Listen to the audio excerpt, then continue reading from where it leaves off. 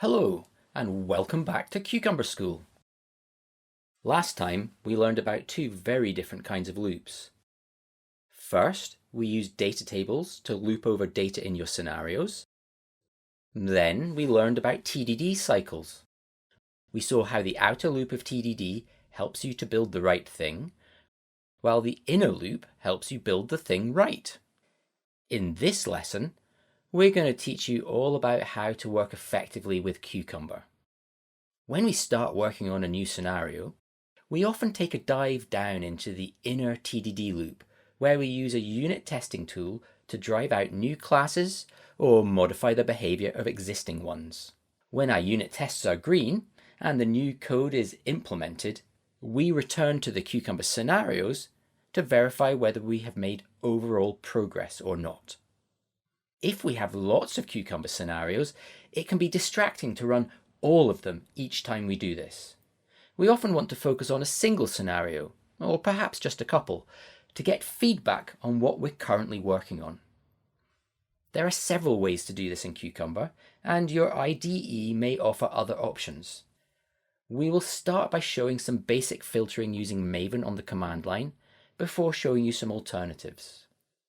Probably the easiest way to filter is to tell Cucumber to run only a scenario with a particular name.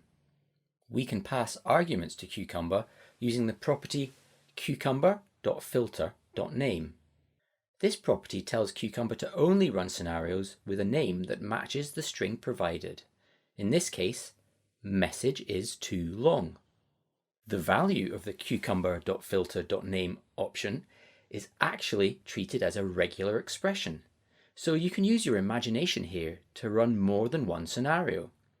Let's use it to run all scenarios with the text range in their name.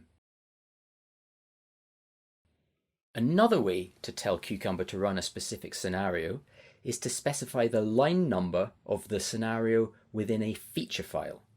The message too long scenario starts on line 44 in the feature file. We can use that line number when we run Cucumber. You can even specify multiple line numbers for each file. Let's run 2 shouts as well.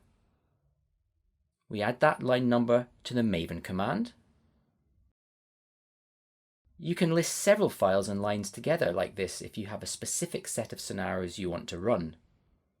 The examples that you've just seen use the -d option to set a Java system property from the command line. If you're working in an IDE, this is less than ideal, but fortunately there are other ways to achieve exactly the same outcome. Let's look at using a property file to set the system properties. Create a property file called cucumber.properties in source test resources, or open it if it already exists in your project. Add the line cucumber.filter.name equals range. When we run Maven, Cucumber picks up the property setting from the file and only runs the range scenarios. The property file is also picked up if you run Cucumber from within your IDE. The benefit of a properties file is that it gets checked in with your code, which means that any settings can be shared by all team members. The final thing I want to show you in this lesson is how to run a single scenario directly from IntelliJ. Right-click on the scenario and select Run Scenario. In this lesson, you've learnt how to filter the set of scenarios to run using scenario names and line numbers from the command line, and also using property files.